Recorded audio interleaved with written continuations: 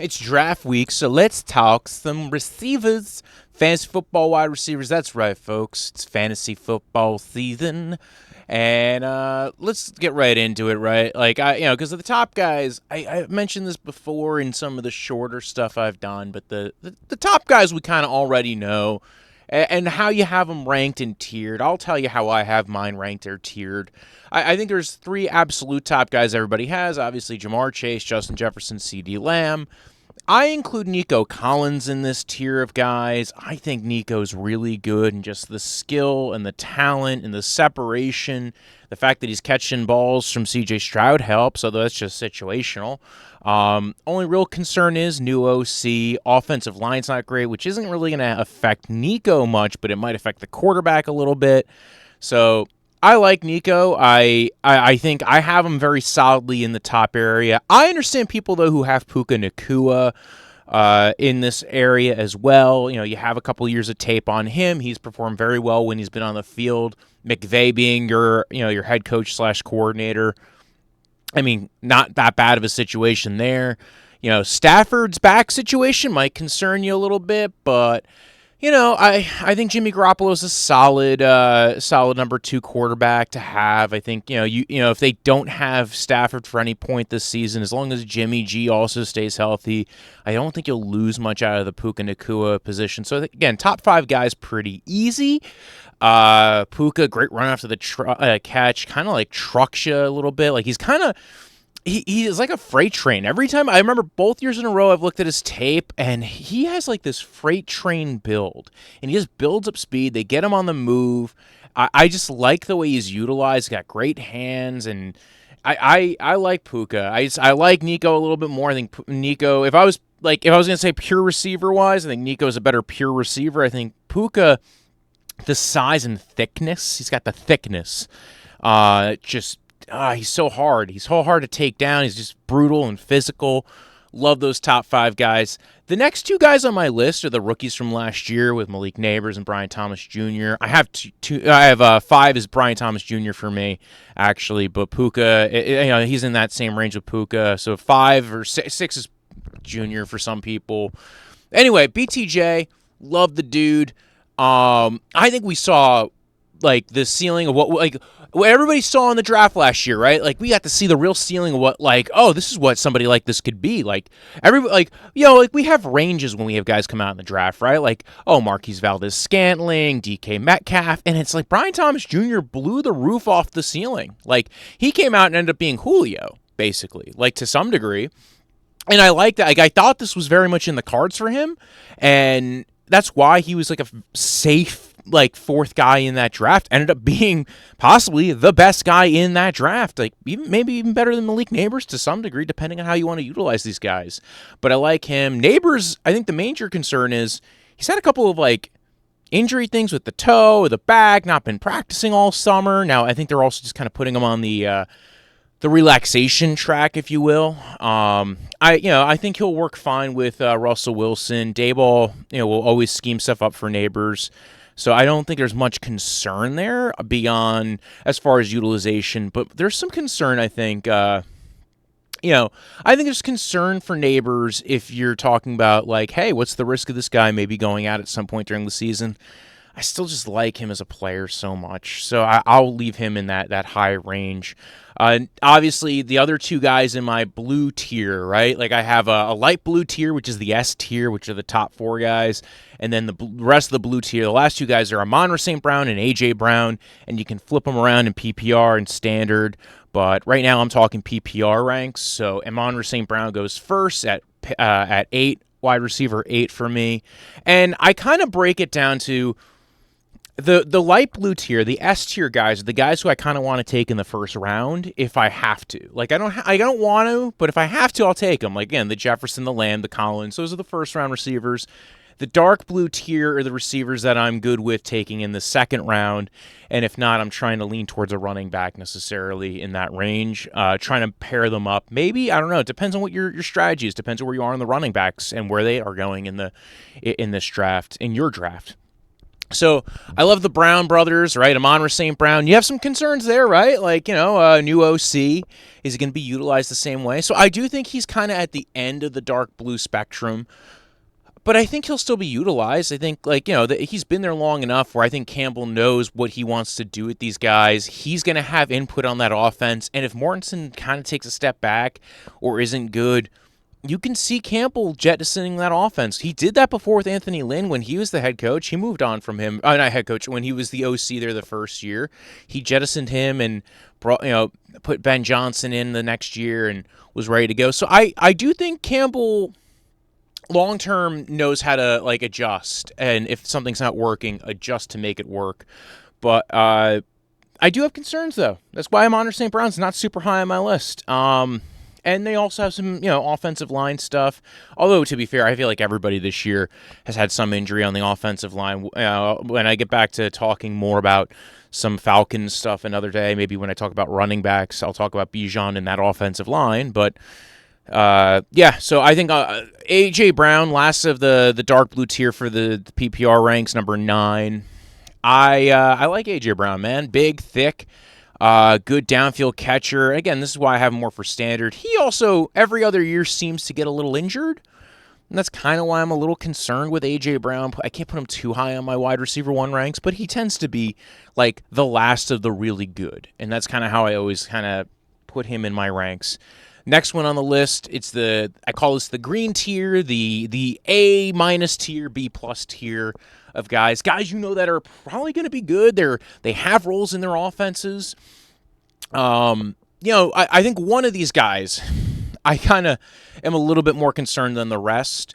So this is the Ladd McConkey, Drake London, Jackson Smith-Njigba, Garrett Wilson, DJ Moore, Terry McLaurin, Taylor. And depending on where you fall in this, Terry, if he had come off the contract, he probably would have been the top of this list or the bottom of the dark blue, depending on how I felt going into the season. If there was never a contract dispute, you can make an argument of him being 10 at this point, ahead of Ladd McConkey and Drake London. He is back. He's got 2 weeks to ramp up, but I could also understand people being a little squeamish. I would be too, but he has signed his extension. So to me, he's a fringe wide receiver 1, wide receiver 2 candidate, who has the possibility of returning back to top 6 status, top 5 status as a wide receiver in fantasy. Ladd McConkey, we saw play very well last year with Herbert. Then a lot of these guys, it's that they show very good skills. They have the ability to be, top tier for their team, but maybe they're not they just don't have that extra oomph thing, that number 1 receiver in fantasy thing. And they still could be. T. Higgins is part of this tier. Jackson Smith-Njigba. DJ Moore I have in this tier. And you might be more concerned with some of these guys. DJ Moore I have towards the bottom. So in the way that I have it currently ranked, I have Ladd McConkey, Drake London, 10, 11.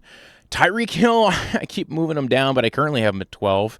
I haven't gotten him anywhere. I'm trying to avoid him as much as I can. So maybe I do move him down a little bit more. But he is currently 12. Garrett Wilson I have at 13, ahead of Jackson Smith-Njigba.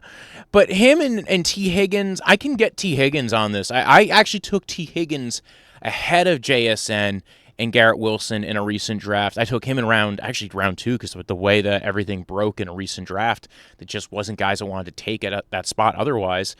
T. Higgins, when he's healthy, plays very well. Now, the problem with T. Higgins, he's also kind of like A.J. Brown, where it's like you're hoping this is a year he plays fully through, and he might return wide receiver 1 value. So I took him at the end of a second round because that was kind of where I was stuck with my receiver situation. I listen, if Joe Burrow stays healthy, if the offensive line plays solid enough, and then also even if Jamar Chase doesn't go down, with and without Jamar Chase, T. Higgins plays very well. So T. Higgins, you can make a pretty strong argument for being anywhere from 10 to 15 on this list. I like him ahead of DJ Moore solidly. I like him ahead of Garrett Wilson. So I would probably put him. I might put him at 13. He might be the 10 to 13 range with T. Higgins for me at the end of the day. JSN's in that same range as well. JSN probably deserves. I always waver. JSN and Garrett Wilson I waver back and forth on, because I have a lot of concerns, obviously, with the Jets' offense. So it's like, do I want to put Garrett Wilson any higher than wide receiver 15? I mean, that's why I've kind of landed with him at wide receiver 15. Jackson Smith-Njigba being ahead of him, T. Higgins being ahead of him. And usually in most years, I would have had T. Higgins lower in PPR. But I just, I think he played very well last year. And if I'll do a video talking about win, push, and bust, which is like games that they've won for you by a big margin, games that they won by a certain margin, kind of what you would consider a neutral winscape for points, and then losses on points, basically. And T. Higgins actually beat out JSN to a degree and played less games. So that's why I kind of lean towards T. Higgins on this as far as those guys go. Tyreek, I might be moving down as far as when I get to the end of this. Still in that top tier, but maybe behind JSN, Wilson, and T. Higgins. I could understand Tyreek Hill ahead of Wilson, obviously. DJ Moore, Terry McLaurin.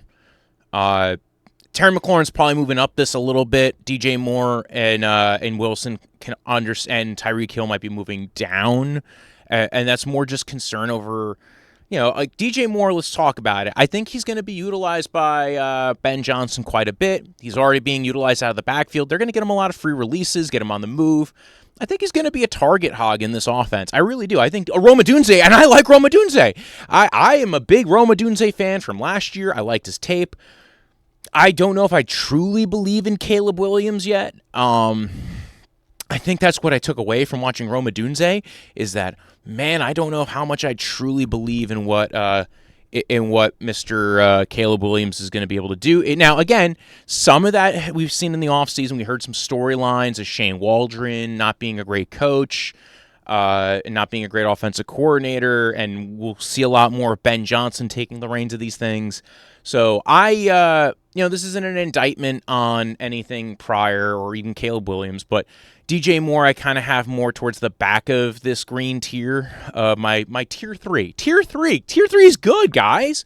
Top 17 guys. That's kind of where the end of the wide receiver 2s are to me, to be honest. Like then it becomes a mishmash of dudes that have done it, could do it, maybe could do it again kind of deal, or have been solid. So it becomes a discussion after that point.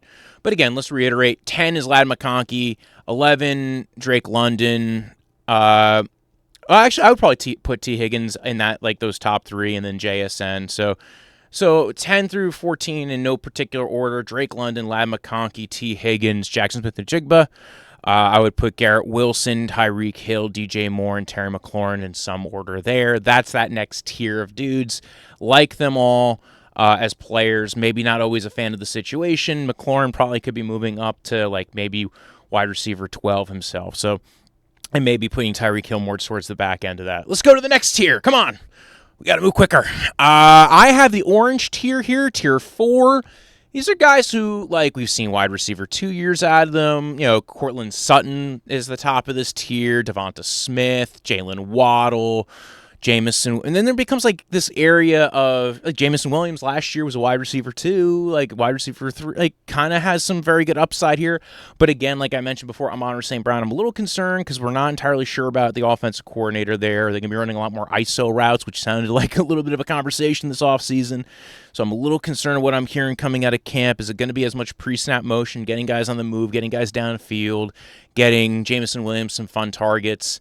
We're already into the 20s at this point, right, with Cortland Sutton, Jalen Waddle. Jalen Waddle's a weird one, right? A lot of people are sitting there going like, what, you have Waddle again? Waddle? Can't you quit, Mr. Waddle? And I can't. I can't quit you, Jalen.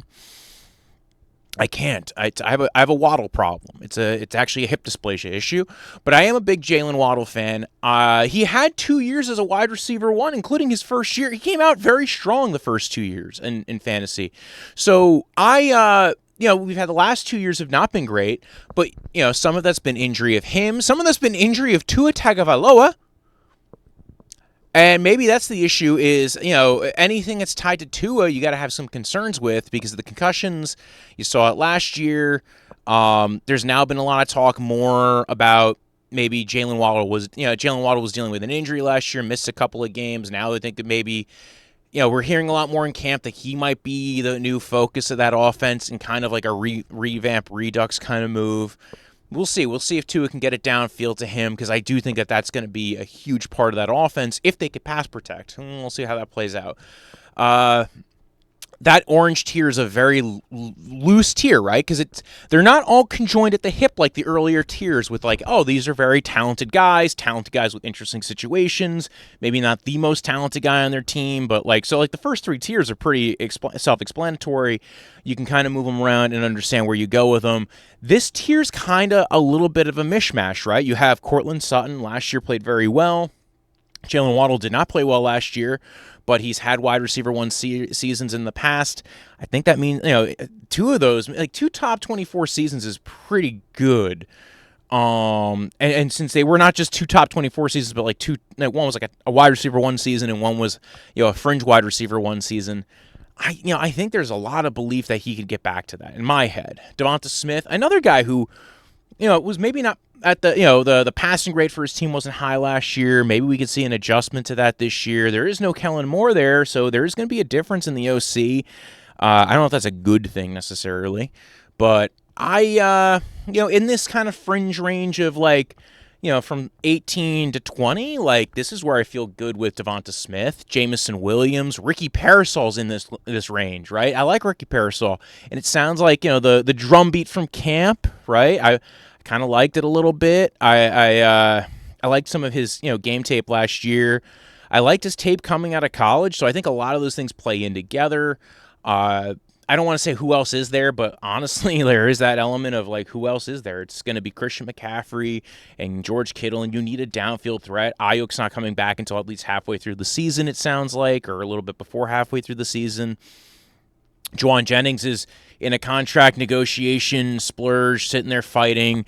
We do know they were trying to get Amari Cooper in there to maybe be the second or third banana to him in the receiving room, but didn't work out. I also have Mike Evans in this range. Love Mike Evans, and he has returned wide receiver one value the last few years when he's played. Like him with Baker Mayfield, I think they mesh very well. Grizzard, I'm bullish on Grizzard as an OC, mainly because he's been there. It's all the same staff, so I don't know how much is changing going into this. So I think it's going to be a lot of the same play calling, but we'll see how that plays out, strategy-wise. But I like Evans, but I think my issue is Evans is old. He's old. That's it. He's old. He's big. He's tall. And he has some speed left to him. He's got some route running chops. He's got hands issues sometimes, but that's always been his case. And he seems to mesh really well with Baker and how Baker throws the ball. So I have Mike Evans at like wide receiver 22, 23. Then I have Calvin Ridley at 24 and Zay Flowers at 25. And again, this is a tier kind of thing, and you can risk, whatever your risk assessment is, that's where these guys kind of all mishmash and kind of mix up. You don't have to take these guys where I would take them necessarily, because on my big board, I feel like these guys go a lot higher on my big board than they do in drafts. Like I know I got Waddle in the 5th round. Probably took him around earlier than he probably would have went. Ricky Parasol I got in round 7 the other night in a pretty heady draft.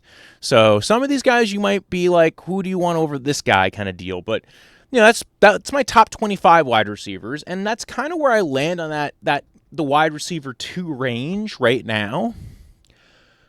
The next group is kind of, again, becomes a weird mix, right? Like, I mean, like, DeKalin Metcalf should probably be in that argument for the orange tier. I just, new offense, new team, new quarterback who's 41 and wasn't really slinging it downfield very much. Now there's maybe better protection. Who knows? I don't know. But, and he did spend a little bit of extra time hanging out with DK and Rodgers, and DK were like, I don't know, they met up. Even before Rodgers was on the team, they were hanging out, which is interesting. So it seemed like they were already on the same page or trying to get on the same page. He wants to try. I don't know. I get it, but I kind of have DK at like 26, 27, 28 kind of deal. George Pickens. Oh, so like 26 would be DK, 27 would be Pickens, 28 would be Roma Dunze. What? I know. But like, listen, this is where you can get funky, because you're trying to, at this point, you want to shoot for guys who might get you wide receiver 1 upside, right? Like this is how I feel about it. This is where you could put your Marvin Harrisons of the world. I don't even have Marvin Harrison here. This tier is very small. This is my pink tier. Addison would probably be higher in like the top of this or the bottom of orange at this point. Rashee Rice would have been an orange, but we know he's going to get suspended for 4 or 5 games at least. So what are we doing here? Why is he getting drafted? Somebody's got to explain to me why Rashee Rice is going ahead of Jordan Addison in some leagues, in some platforms, when we know he's probably going to get a longer suspension. I do think Rashee Rice, if he's playing at the same time as Jordan Addison, is higher on my list, but I don't know. I don't know where that's coming from. Back to the rankings. Devontae Adams I have at 29, and then Olave 30. And part of this is Olave, don't necessarily believe in who's throwing to him, and Devontae Adams, I mean, he hasn't really had a lot of opportunity to go ahead and get warmed up with Stafford. I'm way quicker to pull the cord on old dudes. I understand, we saw some good out of him last year. I'm just so quick to not have to deal with that. I understand it's McVay. McVay knows what he's doing, but I'm just a little bit more concerned, especially without getting a lot of that chemistry with Stafford. I'm staying far away from Devontae Adams. That's how it is for me. The next tier is the yellow tier, and this tier of players is guys who, really haven't shown anything to me that makes me feel very special about them. You could put Odunze in this tier if you wanted to. You could put, this is where that you're shooting for the upside guys, right? So we got Emeka Egbuka here at 31 because I'm told there's a role there for him. Travis Hunter at 32. I have Jordan Addison at 33 because we at least seen him play football for a few years, and I actually kind of like what I've seen. But he is suspended for 3 games, so it depends on where you value him and what round you're in where you want to pull that cord. Marvin Harrison, I can make an argument for Marvin Harrison being higher. I've seen him go higher than Odunze, which I find I'm mixed on it. I actually think maybe Marvin Harrison's getting a little bit of a bad rap sometimes from some people because I think Kyler was not necessarily putting the ball on target on certain routes. He ran certain things pretty well. I actually liked him on the deep crossers and the dig routes and even the shallow crossers as well. Those things he did very well. I also like his catch radius, and he's good with those kind of things. The things that for the deeper routes, I don't know if you really want to use him on posts and goes. I don't know if you want to use him a lot on, he's good on the little quick hitches and the comebacks if you can get, But I have some concerns with Harrison's route running.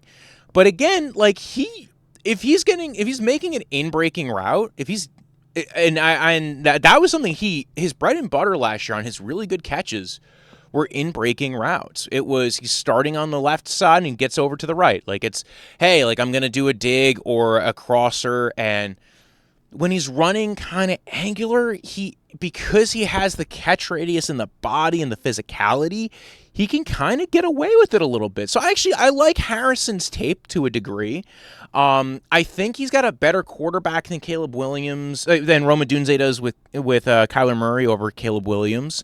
So you can make the argument you want Marvin Harrison ahead of Odunze, but Odunze's going 30 picks later, and I thought they both showed a lot of good things. I kind of liked Odunze more in how he was utilized last year as far as, he saw a lot more way off target shit. Marvin Harrison had some stuff that was off target, but it was thrown behind him and not in front of him on a crosser, which maybe that's more of a Kyler Murray problem and could be resolved a little bit. Odunze, man, it comes down to, does him and Caleb get some chemistry going? It seems like he's well liked by the staff and he has their respect and they want to utilize him. So I'm a big Odunze fan, and so I put Odunze ahead of Harrison for right now. But again, we're talking 28 to 35. The handful of guys there, Travis Hunter is 32, and I get you can say you want Harrison ahead of Hunter. I get it, but I also kind of like Liam Cohen a lot, and more than I like the Cardinals situation with their OC with Petzer. So maybe I'm more intrigued by Hunter's athleticism, his ball skills, his movement skills, their ability to utilize them out of the slot, and it gives you that opportunity to get maybe a guy who can outperform his value, might get 8 targets a game outside of, might be the second banana to to Brian Thomas Jr. And at I think he's going at ADP of like 60, so that's like around 5-ish, 6-ish. I don't know if I'm going to get Travis Hunter in a lot of drafts there. I don't know if me having him at 32 is too low to get him, but that's where I have Travis Hunter. I probably am not getting a lot of Marvin Harrison at this point. Tet McMillan I have at 36. I've heard a lot of good things, but like until I see it, I'm kind of concerned with like his ability. How are they going to utilize him? They don't have a lot of speed on that offense, and that's kind of a concern. So, but I do like the size, and maybe they'll figure out ways of getting him the ball. Like I don't think it's an insane thing to think that he's going to be a focus of that offense. So again, like Tet McMillan. Next on my list is Khalil Shakir, but that can move. I think I'm moving Khalil Shakir down a little bit. Mainly because, sorry, I have to do this.